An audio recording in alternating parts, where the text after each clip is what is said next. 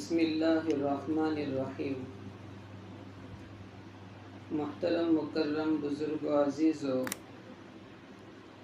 گزشتہ اسباق میں ہم لوگ نماز کے شرائط سن رہے تھے، جس میں ہم نے سنا نماز صحیح ہونے کے لیے پاکی ضروری ہے، ستر کو چھپانا ضروری ہے، قبلے کا رخ کرنا ضروری ہے، وقت کا ہونا ضروری ہے، نیت کرنا ضروری ہے، تکبیر تحریمہ کہنا ضروری ہے، اس تکبیر تحریمہ کو اتنی آواز میں کہنا کہ جو خود کو سنائی دے، اتنی آواز میں کہنا ضروری ہے۔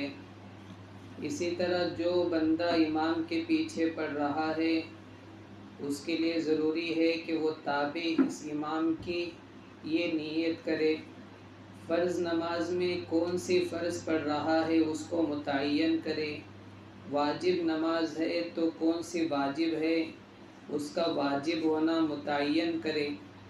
اسی طرح رکوع سجدہ اور سجدہ کس چیز پر کرنا ہے، آخر سبق میں ہم نے اس کو سنا تھا۔ اب مسئلہ ہے کہ رکوع کو جاتے وقت اور رکوع سے اٹھتے وقت ہاتھ اٹھانے کا کیا مسئلہ ہے۔ تین امام ایسے ہیں جن کے یہاں رکوع میں جاتے ہوئے ہاتھ اٹھانا ہے اور رکوع سے اٹھنے کے بعد بھی ہاتھ اٹھانا ہے، اس کو رفع یدین کہتے ہیں۔ ہمیں کس لیے سننا ہے؟ اس لیے سننا ہے کہ ہم جس امام صاحب کی اقتداء کرتے ہیں کیا وہ حدیث پر عمل کرتے ہیں یا نہیں، عمل کر رہے ہیں تو کون سی حدیث کی بنیاد پر ہم سے کہا گیا کہ آپ کو ہاتھ نہیں اٹھانا چاہیے۔ اور اس لیے بھی سننا ہے کوئی ہمیں یہ کہہ کر بہکائے نہیں کہ آپ کے امام حدیث پر عمل نہیں کرتے ہیں، اس لیے سننا ہے کہ وہ کون سی حدیث ہے جس بنیاد پر ہم لوگ ہاتھ نہیں اٹھاتے ہیں۔ مسئلہ یہ ہے کہ تین حدیثیں ہیں، ایک حضرت علی رضی اللہ تعالیٰ عنہ کی، جس میں حضرت علی رضی اللہ تعالیٰ عنہ فرماتے ہیں کہ حضور صلی اللہ علیہ وسلم جب رکوع کے لیے جاتے اور اٹھتے تو ہاتھ اٹھاتے تھے۔ یہ حضرت علی رضی اللہ تعالیٰ عنہ کی روایت ہے، اس کو نقل کرتے تھے ان کے بعد والے۔ اس کو نقل کیے ہیں تین لوگ، اس میں سے دو بندے جو نقل کر رہے ہیں اس میں یہ سینٹنس نہیں ہے کہ رکوع کو جاتے ہوئے اور رکوع سے اٹھتے ہوئے ہاتھ اٹھاتے تھے۔ ایک بندے ہیں جن کی روایت میں وہ سینٹنس ہے۔ اب اگر یہ بات حضرت علی کی ہوتی تو وہ تینوں لوگ نقل کیے ہوئے ہوتے، اگر تینوں نقل نہ کر کے تین میں سے صرف ایک بندہ کہہ رہا ہے تو اسی سے لگ رہا ہے کہ اس میں گڑبڑ کیا ہے، اس نے اپنی جانب سے وہ جملہ جوڑ دیا کہ حضور رکوع کو جاتے ہوئے اٹھتے ہوئے ہاتھ اٹھاتے تھے۔ اگر ایسا ہے تو جس حدیث میں گڑبڑی ہوئی ہو اس حدیث سے عمل ثابت نہیں کر سکتے۔ اگر مان لیتے ہیں کہ حضرت علی رضی اللہ تعالیٰ عنہ نے بھی ایسا ہی کہا ہے تو یہ دیکھیں گے کہ حضرت علی نے کیا کیا ہے۔ حضرت علی رضی اللہ تعالیٰ عنہ ہاتھ نہیں اٹھاتے تھے، روایت کر رہے ہیں کہ حضور ہاتھ اٹھاتے تھے اور خود کا عمل ہے کہ خود ہاتھ نہیں اٹھاتے تھے، پھر کیا سمجھا جائے؟ ایسا تو نہیں ہو سکتا کہ حضور نے یہ کام کیا ہو حضرت علی نے وہ کام نہ کیا ہو۔ حضرت علی نے کسی عمل کو چھوڑ دیا ہے کا مطلب ہے کہ حضور نے بھی اپنی زندگی کے آخر میں اس کو چھوڑ دیا تھا۔ حضرت علی نے کسی عمل کو چھوڑ دیا ہے کا یہ مطلب ہے کہ حضور نے بھی اس کو چھوڑ دیا تھا۔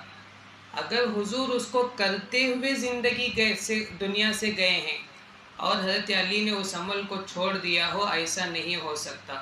حضرت علی نے چھوڑا ہے کا مطلب ہے کہ حضور بھی اپنی زندگی کے آخر ایام میں رفع یدین کو چھوڑ دیا تھا۔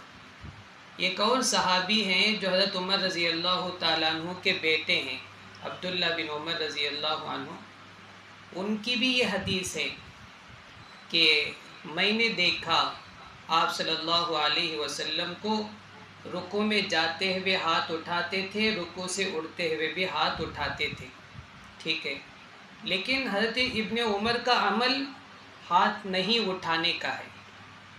روایت تو کر رہے ہیں کہ ہاتھ اٹھاتے تھے، اور اپنا عمل ہے ہاتھ نہیں اٹھانا۔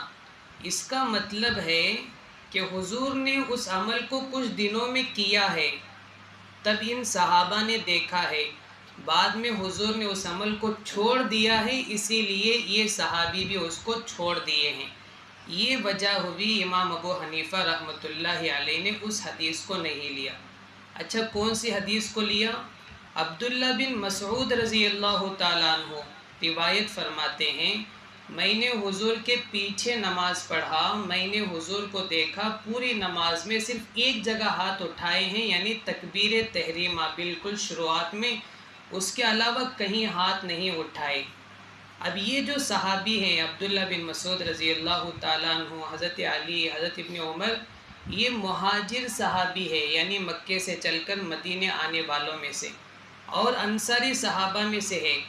یہ دو قسم کے لوگ حضور کے ساتھ 24 گھنٹے رہا کرتے تھے، تو 24 گھنٹے رہ کر جو آدمی حضور کے عمل کو دیکھا ہے وہ اچھا دیکھ سکتا ہے، یا ایک صحابی ملک یمن سے آئے تھے جن کا نام وائل بن حجر ہے، انہوں نے صرف ایک مرتبہ آیا اور دیکھ لیا کہ حضور ہاتھ کو اٹھا رہے تھے اور روایت کر دیا۔ ایک مرتبہ نماز پڑھنے والا حضور کی نماز کو اچھی طریقے سے دیکھا ہے، یا جو 50-100 نمازیں پڑھا ہے وہ اچھی طریقے سے دیکھا ہے؟ تو 50-100 نمازیں پڑھنے والے روایت کرتے ہیں کہ حضور نے ہاتھ نہیں اٹھایا ہے۔ اس لیے امام ابو حنیفہ رحمۃ اللہ علیہ نے اس حدیث کو لیا کہ نماز میں صرف ایک جگہ ہاتھ اٹھانا ہے، اس کے علاوہ کہیں نہیں۔ امام صاحب کی خوبی یہ بھی ہے کہ حدیث کے ذخیرے میں جو ہے سب کچھ لینا یہ ان کا منشا نہیں ہے۔ اس عمل کو لو جس کو نبی نے آخر وقت میں کیا ہے، جس کو کرتے ہوئے دنیا سے گئے ہیں، اس کو لینا ہے۔ اس سے پہلے ایک مرتبہ کر کے چھوڑ دیے، 2 مرتبہ کر کے چھوڑ دیے، اس کو بھی لے لیا، یہ سنت نہیں کہلاتا، یہ صرف حدیث کہلاتا ہے۔ اگر حدیث کے ذخیرے میں جو کچھ ہے وہ لینا ہوا تو پھر حدیث میں ہے سب سے پہلے حضور نے کہا سب کتوں کو مار دو، اس کے بعد کہا کالے کتوں کو مارو، اس کے بعد کہا جو کتا تم کو کاٹتا ہے اس کو مارو، سب کو مت مارو۔ اگر میں یہ کہوں کہ حدیث میں جو کچھ ہے سب لوں گا تو پہلی حدیث لے لو سب کتوں کو مار دو، یا پھر اس حدیث کو لو جس میں کہا گیا کہ کالے کتوں کو مارو سب کتوں کو مار دو۔ نہیں، حضور نے آخر میں جو بات کہی ہے وہ بات امت کے لیے ہمیشہ کے لیے ہوا کرتی تھی۔ امام ابو حنیفہ رحمۃ اللہ علیہ تمام حدیثوں میں اس کا فرق کیا کرتے تھے کہ حضور کون سا عمل امت کے لیے چھوڑ کر جانا چاہتے ہیں، اس عمل والے حدیث کو لے کر امت کے سامنے پیش کیا، اس کے اعتبار سے اپنا مسلک بنایا۔ لہٰذا یہ وجہ رہی کہ ہمارے یہاں رکوع میں جاتے ہوئے اور رکوع سے اٹھتے ہوئے ہاتھ اٹھانا نہیں ہے۔ دوسرے اماموں نے اس حدیث کو لے لیا، اس لیے وہ لوگ ہاتھ اٹھاتے ہیں، وہ بھی حدیث ہے، یہ بھی حدیث ہے۔ کوئی بھی حدیث کو چھوڑ کر تو عمل نہیں کر رہا ہے، اپنی اپنی سمجھ کے اعتبار سے حدیثوں کو لینا چھوڑنا ہوتا تھا۔ تو یہ وجہ ہے ہمارے یہاں رکوع اور سجدے کے وقت، رکوع کے وقت ہاتھ نہ اٹھانے کی۔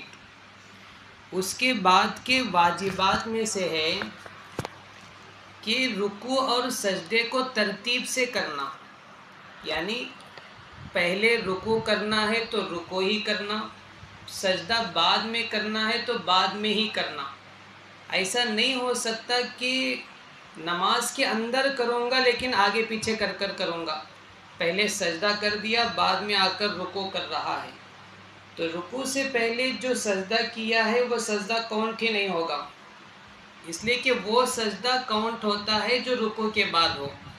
اس لیے نماز جس ترتیب سے بتلائی گئی ہے، پہلے ہاتھ باندھنا ہے، کھڑے ہونا ہے، سورہ فاتحہ پڑھنا ہے، اس کے بعد کوئی سورہ پڑھنا ہے، پھر رکوع کرنا ہے، پھر سجدہ کرنا ہے، دوسری رکعت میں قاعدہ اولیٰ یا آخرہ کرنا ہے، اسی ترتیب سے پڑھنے پر نماز ہوتی ہے۔ ترتیب کو بگاڑنے پر نماز ہو جائے گی، وہ عمل کاؤنٹ نہیں ہوگا، اس کو پھر سے کرنا پڑے گا۔ اس لیے کہا گیا کہ پہلے رکوع کریں پھر سجدہ کریں۔ سجدے میں 2 سجدے ہیں، ایک پہلا سجدہ اور دوسرا سجدہ۔ نماز کے شرائط میں سے ہے کہ پہلا سجدہ جب کر لیں تو اٹھ کر بیٹھتے ہیں۔ اتنا تو اٹھنا ضروری ہے کہ دیکھنے والے کو لگے کہ یہ بیٹھا ہے۔ ایسا کرنے پر نہیں چلے گا کہ سجدہ کیا، اتنا اٹھا پھر یوں سجدہ کر لیا، دیکھنے والے کو لگا ہی نہیں کہ یہ بیٹھا بھی ہے۔ تو اتنا اٹھنا ضروری ہے جس سے لگے کہ یہ بندہ اٹھ کر بیٹھا ہے۔ اتنی کیفیت بنانے کے بعد دوسرا سجدہ کرنے پر سجدہ قبول ہوگا، ورنہ دوسرا سجدہ معتبر نہیں ہوگا۔ تو یہ نماز کے شرائط میں سے ہے۔ انشاءاللہ باقی مسائل کل بیان کریں گے۔ اللہ ہمیں عمل کی توفیق